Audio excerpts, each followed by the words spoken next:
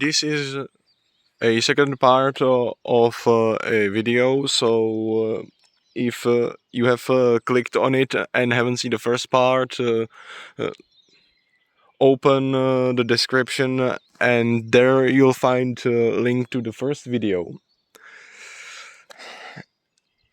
In the previous video, I've ended with Ukraine. I have mentioned its name, but I haven't talked about it, so I'll do it now.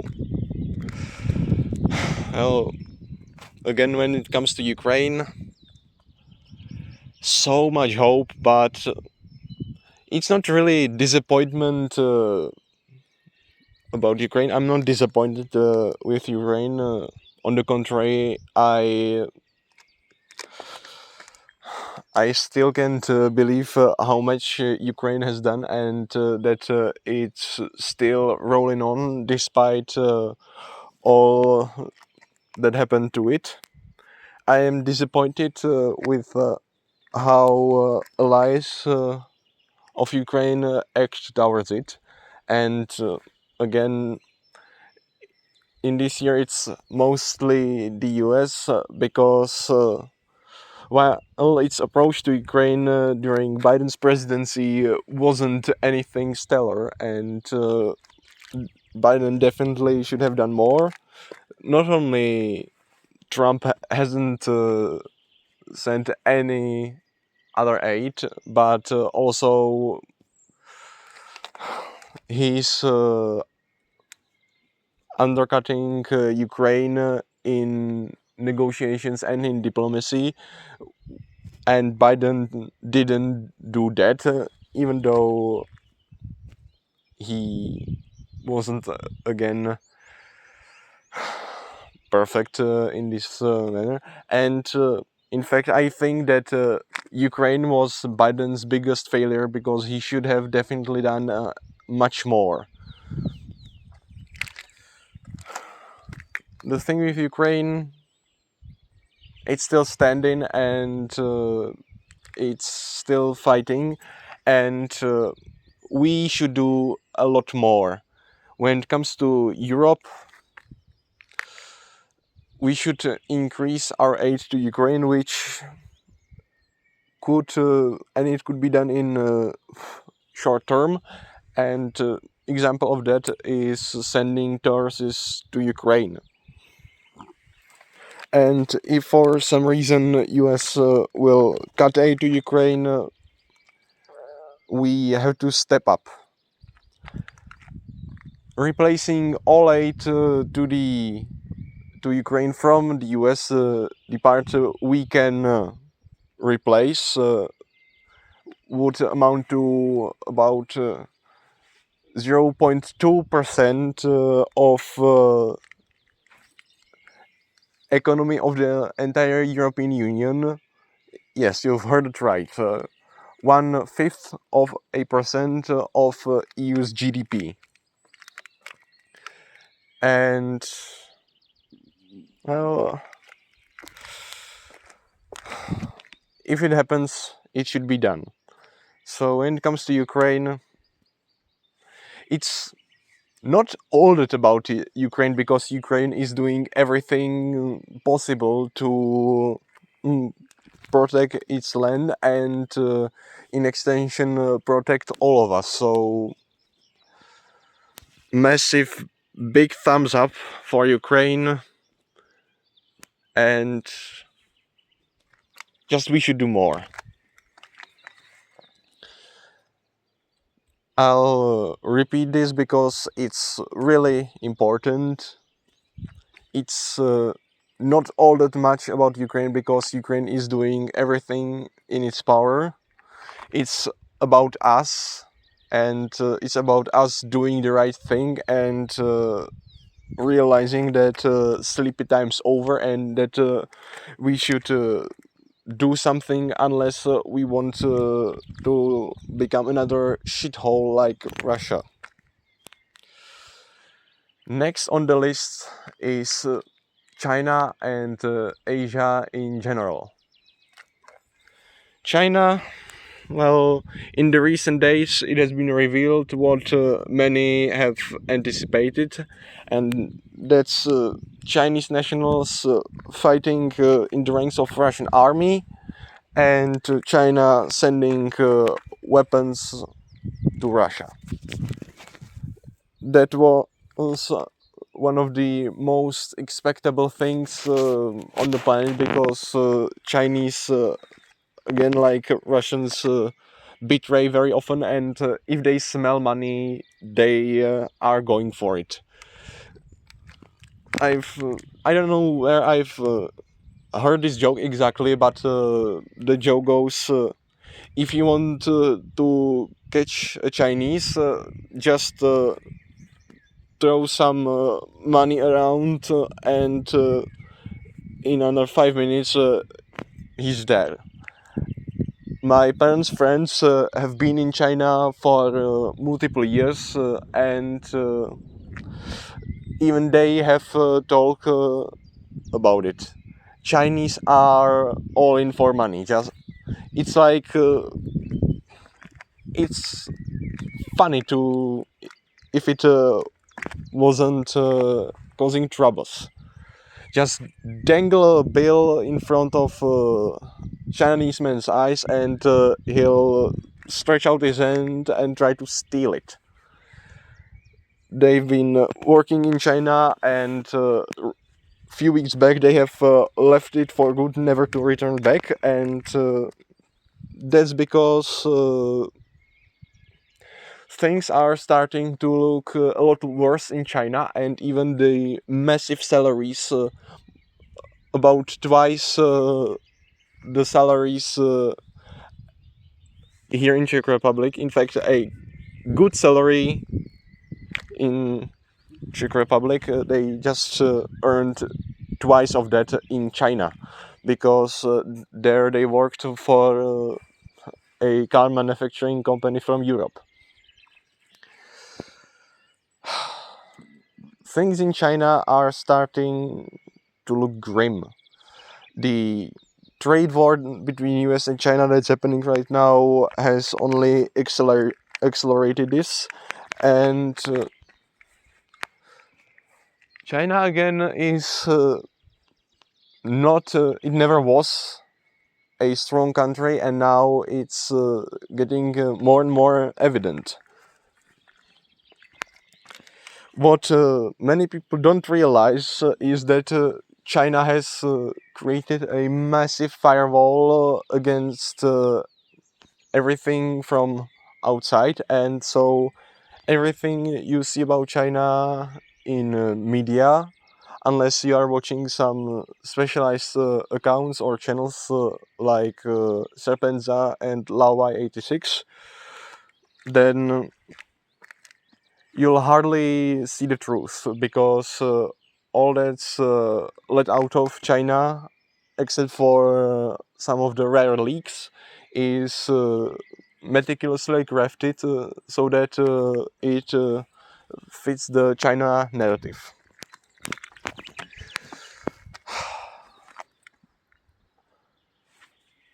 When somebody is talking about the communist China, there always comes the question of what will happen with Taiwan, the war with Taiwan. Well, from some intelligence reports say that the war between China and Taiwan could happen in the autumn of this year already, and it's very likely to happen before 2030. And from what I've seen, heard, and read, I think it's because China is on the downfall. Now, China is at its strongest because since it threatened a lot of its neighbors and even Europeans in the recent years, the manufacturing is coming out of China, and Chinese economy is slowing down. The growth is slowing down, and it's just not as good as it used to be. And Chinese realized that it's kind of now or never, and especially Xi Jinping, who is, as somebody said, far beyond his expiration date, because he shouldn't have been the chairman this long and should have been replaced. But again, like Putler, he changed the law, so he is there for longer. And just the things happening in China right now, it's starting to smell like no, not smell. It's starting to look like the Chinese invasion of Taiwan is right around the corner. When it comes to Asia, American interests have shifted there, and it's obvious because not only because of all the Trump stereotype about China and stuff, but if something big will happen in the world, it will be either in the Far East near China or in the Middle East, because as you know, Iran is close to developing a nuke, and when it comes to Middle East, that's a place that I'll discuss later, but it's one of the hot spots in the world, and again, it's like the area around China, and another one is, of course, Russia and Ukraine, although this one is slowly getting colder. When it comes to the so-called unlimited partnership between Russia and China,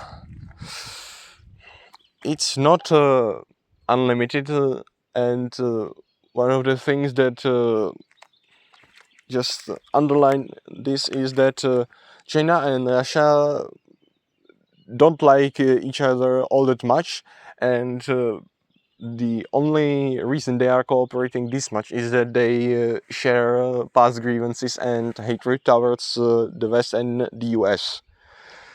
As of now, China is slowly infiltrating the Russian Far East, and if it doesn't launch an invasion of Taiwan, it could as well invade Russia if it sees it as weak enough. Although it might end up with China doing what it does now in the Russian Far East, and that's buying up all the stuff that's there, sending its workers there, because guess what? Russia depends very significantly on China. Next is the aforementioned Middle East, and I don't have all that much to say about this, because Middle East is not only a place I don't care all that much about, but also the situation there is very fluid, and it's just a mess. And when it comes to Middle East, it's definitely not going to get better in the coming years, and frankly, I don't see Middle East getting better even in this whole century, because the grievances, the hatred and everything is so common and so significant there that it would need a monumental effort to reverse it.